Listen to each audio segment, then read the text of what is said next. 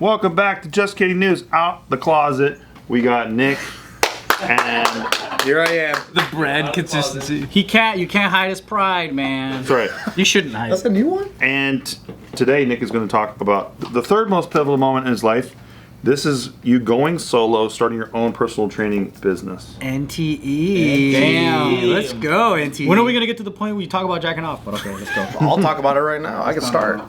That's an everyday thing. I could be a testimonial, NTE. It works. It works. Nice. No, I just like training with people. But the story kind of went where I was at this gym, Fight Academy, for like pretty much like 9 years. That's in Pasadena? Yeah, that was like the first gym I started at. And, you know, I was there for so long and I built so many relationships there. That was my home base. They gave me so many opportunities to even coach and, you know, compete for them. And in my eyes, like, that was kind of my world. It was like, it just became that gym because I started teaching classes there. I was teaching most of the classes there at a certain point. And I was just training all my clients over there. So, like, I was all in at this spot. And we were, you know, running the fight team and, you know, running the kids programs. And so I was there most of the time. I was there from like 6 a.m. to like 10 p.m. every night when I go home. That was just kind of like the life I lived for a while. I was just teaching, tons of volume. So it got to a point where it wasn't like we had like a riff with like the owners or anything like that, but it was just like I realized we came to a point where I was like, I don't think I could continue to grow here the way I want to. Like, I felt like the ceiling was a little low, you know, because I was trying to get clients in, and coming to a fight gym is kind of like intimidating. Like, a lot of people come in and be like, what the fuck is this place? You guys are sparring, there's a bunch of sweaty dudes everywhere, blood everywhere sometimes. And it was just like, man, like, and the more clients I was training, I realized I needed more knowledge. Like, were you training more for personal fitness? Yeah, so I started training a lot more. Like, initially when I started coaching people, it was all skills training, like kickboxing, jiu-jitsu, Muay Thai, whatever, MMA stuff. And then I started getting more regular clients who just like, hey, I just want to learn just to be fit, how to lose weight. And I was like, oh shit, like, this is a whole different ballgame. Like, learning nutrition, learning strength conditioning. And eventually when we started working with more of the fighters, we realized that like a big lagging point for them was their inability to like get strong and be conditioned. And that was like a whole nother side of the game of like the fight game where a lot more science and the strength conditioning was going into the sport because it became like a real business. Like, the UFC was like, okay, it's here. There's a whole industry now that we got a chance to take a part of and kind of grow with.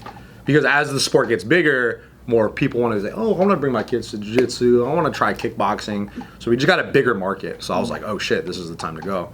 And I realized I was kind of lagging, and I was like, man, I got to make some changes. And the money I was making there was okay, but I needed to make more money, right? Because I knew I was like, me and Tiff are getting to that age where at the time, we were probably, it was around like 9, 10 years at that point. I was with Tiff. Wow. So it was like, all right, well, we're starting getting towards that place where I need to start being more financially independent. I need to make more money because we're going to move out. We're going to get married. We're going to have to prepare for like way bigger life. You got to start planning for that house, the imaginary house you can never buy in California. Exactly. Still can. Yeah. Still can't never. If I get that 5.5 mil, dude, I'll be able to buy a house. Hey, all you gotta do is save up $300,000. Right, baby. You can go cheap in Vegas. 7%, baby. That's not bad. You could buy that $5 million 2-bedroom house in California. All right, dude, stop dunking on California, okay? I like it here. Sorry, nice jar out of the closet. Sorry. So yeah, anyway, so I realized I needed to go, right? And it was really hard for me because so much of my identity and self-worth was in this gym. Like, it's not as weird as it sounds. When you're saying that, like, we were having a rift with the owners, who's the we and who's the owners? Like, I'm not gonna really well, it's like, Hey, out the closet, Nick. Out the closet. I know. Step out. But it was but like you're talking about it like as if it's a group of you. It was a couple of us. Okay. Like, but it was mostly like, it was like my jiu-jitsu coach and the owners had a riff and they had left. So that was like kind of like a weird empty spot where I'm like, man, like those are my guys. And there was a lot of different coaches that were there. I see. Okay. And then, you know, like there was a couple weird things that happened where I realized, oh man, I don't know if my ceiling's gonna be as high here. Like, there was an issue with like making videos and marketing and. So you were trying to do more, and they were kind of holding you down. Not even holding it down. I think they just didn't understand at the time because this is when Instagram started popping off and like videos were coming out or like They weren't willing to like take chances. yeah, and they just had a pretty crazy. They were real upset with some of the stuff that we were doing, like just making like, marketing videos, right? Using the gym, and it was kind of like a thing, right? Are they traditional, like that kind of shit? Yeah, kind of, or I just think they didn't realize like what we were trying to do, and it was. Is it one of those things where like they didn't realize it, as Nick's training grows through social media marketing, that will also boost Fight Academy, but they didn't realize maybe they're old school, so they just think, wait, what's this Nick doing, using our place to grow, but not knowing that everything kind of comes up together. Exactly. Yeah, that's actually. Oh shit! It's like you knew exactly what happened. That was way better. I should have wrote that down. Just say that. Yeah, just say that. Say it one more time. But yeah, that's exactly what happened. It was you said that way more professionally because I think I was gonna say. Do you think you could repeat it so that you could practice? Just let Bart say, and you wiggle your mouth. Yeah. But anyways, that was the point. It was like they thought I was trying to pull a fast one on them, and I understand. Like now, I get where they're coming from. At the time, I was like really hurt by that because my intentions was purely to grow the gym. Because in my head, it's like, hey man, if we get more people to this gym, more eyes on us, we all win. There's clients for everybody, and we get a bigger market. It just, we all do better. So that was my intentions. People who are leery like that, though, are typically, not good people to work with. And it was just one of those things where it's like we have a different point of view on how to do business, right? Yeah. And so I was like, all right, well, and it kind of broke my fucking heart, honestly, because there was a guy that I still have love for this dude no matter what, and I will never, I'll never be weird with him or think ill of him. And at the time, he was doing what he thought was best at the time for him. Yeah. And I just took it kind of personally because I was like really young, and I just was like, well, like my intentions are pure in my head, but maybe I didn't communicate that. So that was kind of a lesson for me of being able to sit down and like have a conversation. Anyways, I realized I needed to leave, and the big challenge for me was so much of my self-worth and my own value was built in from being a coach at this gym. Because that gym's known throughout town, has like legacy and all that. I thought I only got a job because they put me here, because they got love for me, and that was like really scary for me because I was like, okay, what if I leave this gym and I fucking fall flat on my face, because all my success, all my leads, everything came from this community. Yeah, so, but I realized,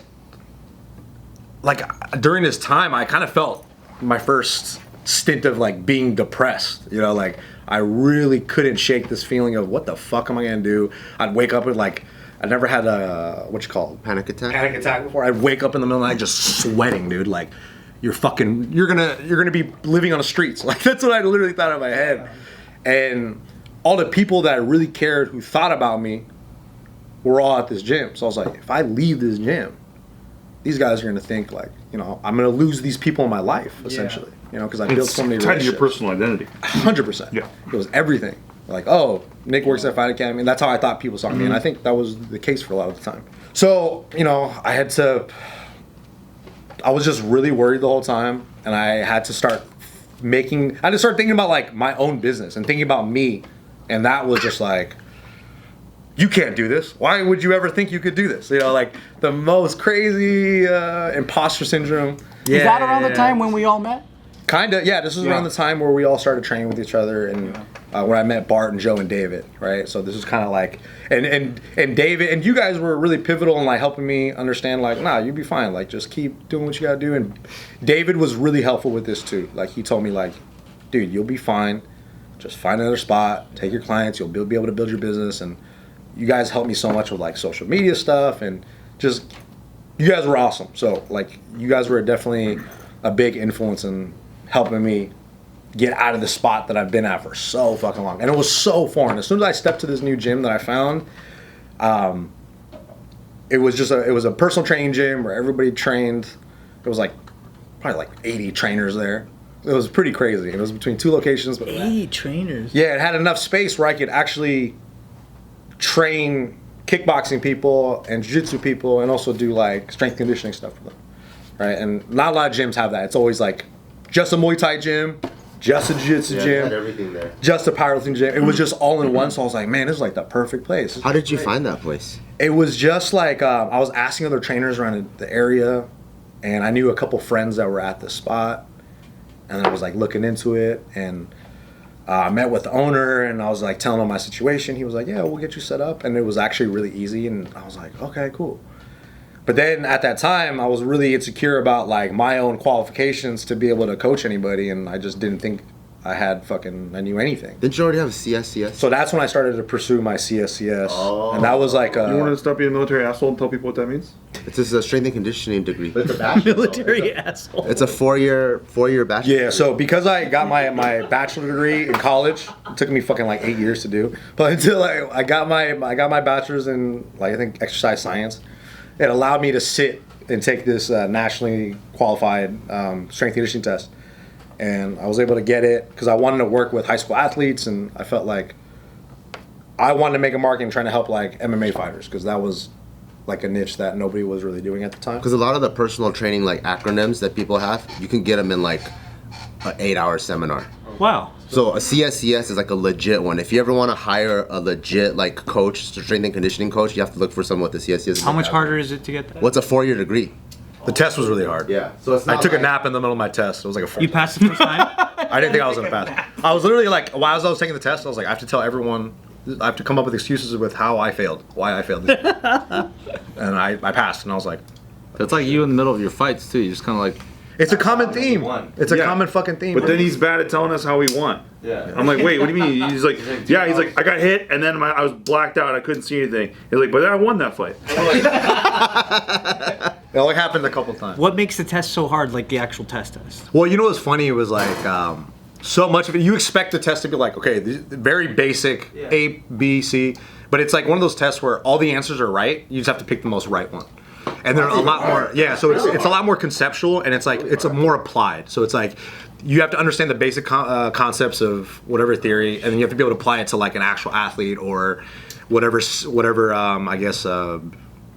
Whatever case they give you, pretty much. Like this is Are they trying to trick you in the test? Kind of. Okay. Kind of is like a 142-pound athlete. She's a female athlete, blah, blah, blah. She's in this phase of her training. What does she have to do if she wants to lose X amount of weight? Like, there's like those kinds of questions. Or is it just Shit. genuinely like that's the science of like health and fitness? Like But that's also everything that too. kind of works. Yeah. That's also it, too. It's like, what's the best path? What's the most efficient path for this individual, right? So I was able to get that, and I was like fucking stoked. And this was as I was training at the gym, but throughout this time, like the constant theme of my life is I don't think I'm gonna do this. Who the fuck do I think I am? I'm gonna fail. syndrome. Yeah, 100%. Yeah. And even when I was training clients, I was like, dude, why the fuck are these people here? Like, nobody. Like, it was just, I'm such a head case. Why me? I remember during that period, or maybe a little bit after that, is when COVID hit. And I remember during that time. So when I met Nick, I think he was just a newly minted purple belt in jiu-jitsu. And I remember his coach was going to give him his brown belt, and his coach was just kind of like driving around town and then giving people their belts.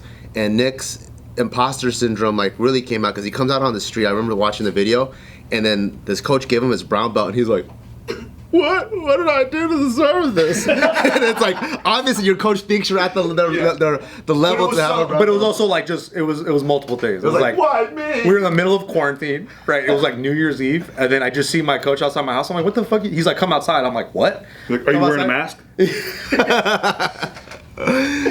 I come outside, and he's just standing there with his wife, who we're all really good friends with, and he just gives me this belt. I'm like, what the fuck is this? Like, it was just such a, like, I was about to go to a New Year's party or something during COVID. Did you wear the belt to the New Year's party? No, I didn't. No. I should have. That's why we wouldn't get brown belts. I think I'd be cooler, you know. But like, no matter how scared I was and what a giant like physiological reaction I had from just torturing myself up here, it was just like, it just shows you that like, fuck, dude, you really have no excuses, and it's like you just have to move forward. And I think it gave me, once again, it just I have a lack of confidence just generally. And me being able to survive that whole year and saying like, oh shit, I was able to make way more money than I did at this gym with somebody else paying me as an employee on top of training, right? And this is just the only thing I did by myself, and I just focused on one thing, and I was able to exceed my expectations.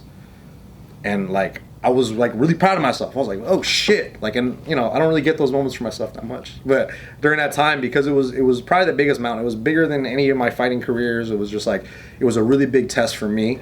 That is scary though. It is, yeah. And, you know, I still to this day I'm like, how the fuck do I even survive now? Is Like, fear it's your still- motivator? I think it's one of them. Yeah, it can be good if you can use it. Yeah, because like once again, like I think We fear everyone. you know what I'm saying. I think my default is Man, I want two. What, dude? yeah, my default is to sit and be like analysis by paralysis. That's kind of my thing, right? yeah. And it was helpful to talk to you guys, like other entrepreneurs in a space where it was like anytime, and it was like I was in this phase where I was looking for reasons to not do it versus like actual solutions to the problem. So I remember like I was at Din Tai Fung with me, Joe, and David. And I was just giving all these reasons why like I was gonna fail. And then Joe and David were like, no, just do this instead, you fucking moron. And at the time I was like so in my own head. And sometimes I think about this conversation and I just go, ugh, I just cringe, you know? I just go, what a fucking moron, dude. Ugh. And it was just like, any solution they gave me, I was like, oh, that's not for me, that's different. Like, that's for a different type of, it doesn't apply for me. But in reality, they're just giving me basic business principles. But then it wasn't until like 2 years later after running this business, I go, they're fucking right. What a fucking moron. It took me 2 years. You were doing the girl thing. You're like, I just want you to feel with Yeah. me right now. This is what happens when you're raised by women, dude. And like for me, I learned a lot about myself. Is like I have to run my head into the wall like 50 million times to be like, oh, I think I'm not that smart. I think I should try a different path. You know, that was just and going through that. Like you don't learn that stuff about yourself until you just like, I guess, are forced to throw yourself in a fire. Picking up a lesson in 2 years is pretty good, though. You think so? Yeah, I do. I think that's a little long, no? Nah, because you had to apply it. I think it's actually pretty good. Is there any actual truth to your joke when you always say that like being heavily outnumbered by women growing up has like shaped you? Oh yeah. Is that like for real? For real? I think so. Because I think growing up, I was very like, and I still am like this, but I was just, most of my friends until I was in like high school were like ladies. Like my close friends. You just got along with them better. I got along with ladies way better. It wasn't until I joined a fighting gym and had to be around a bunch of fucking burly, manly men where I learned how to like riff with buddies and not take things personally. When like people, like, cause with ladies, like, you know, at least my sisters, they'd always like fucking throw jabs at me and be like, yeah, whatever, you know, laugh it off and I'd be like, oh fuck, is that true? You know, and like, so you kind of feel like hurt a little bit, right? But then when you do it with the boys, it's just like, yeah, just fucking clown it. Like everybody gets it. You realize it's Still hurts in here. a little bit. Not for me, not for us. Not for us. Love this place. It's the best. I mean, now I seem like I crave it. You know, if I don't have it, I'm like, oh, this is not right. You know, but yeah, it wasn't until like I got to a gym like that where I learned how to like be with boys, and like it was to the point where like I didn't really like hanging out with guys that much. Like that was just it. Now I only hang out with the boys. I don't really hang This really is out the closet. for real. I'm 180, dude. There's a correlation with that where guys grow up with a lot of females, like, and then they get into the most macho fucking shit. Well, cause like Like they thirst for it. You're so sensitive. Like I really do feel like I just was I was so like I was too in tune with my emotions. You know what I mean? Because it's like, yeah, you can have emotions, but you can't lead with that all the time. Yeah. Because then it forces you to make really bad decisions with how you. Is that why you stew longer? Was your pop not around? He was, but he kind of like traditional Chinese dad. It wasn't until you said it where I was Just like, unplugs from the fucking living room. He's like, imaginary blinds go down. You know, okay, dad's here, but not really. like we would spend time with each other, but it wasn't like I was a lot closer with my mom. I see. You know, but that just Like a gay guy. like a gay guy. Can I get the Nick Cinematic Universe timeline correct in my head? When you went to take your CSCS test, when was that in your journey, like relative to like your fighting versus coaching versus? So this is like 2019. So I left the gym at 2018, December 2018. 2019, I started at the new gym. January 2nd, I got engaged to Tiff. And we had moved out earlier that year. So we all moved out. I moved out, started a new gym, and I got engaged to Tiff within like the first like 3 months of that year, like Q1 Of 2019? 2019. Yeah, and then I ran the business through the gym there. We did way better than I thought I was gonna do. And then the next year, COVID hit, and then like I had to like re-scramble, just reshuffle the deck again because it was just like, oh fuck, like what's gonna happen now? Because I had all these in-person clients, and then they were like, you can't do that anymore. And then we're locked in the gym, we're locked at home for like 3 weeks, and then we're like, okay, we'll be back in 3 weeks, no big deal, this will be over. Damn. Fast forward to I drive by the gym, they're clearing the gym out. So one of my clients at the time had owned the gym that we were training people at, and he had sold the building.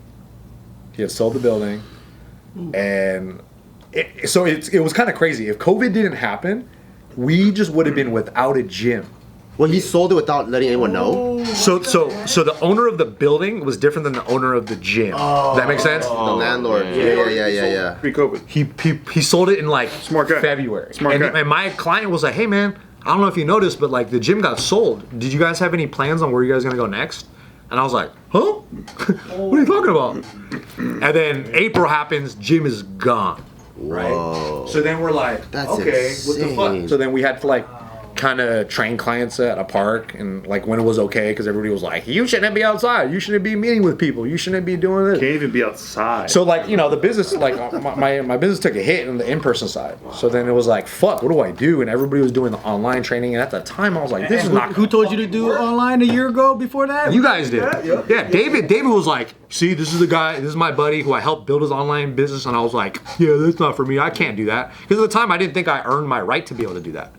And that's just kind of how I felt, like, and I kind of stand behind that, honestly. Like, I shouldn't be training people online until I have like a certain amount of hours of working with people in person. Like, that's just what it is, right? Because online it's a whole different ballgame. But anyway, yeah. So after COVID, that's when that shit happened and popped off, and I was like, oh fuck, like this is the new age, and now it's everywhere. It's just like online coaching is just like it's normal. Mm-hmm. You're fucking behind if you don't have something like that. Yeah.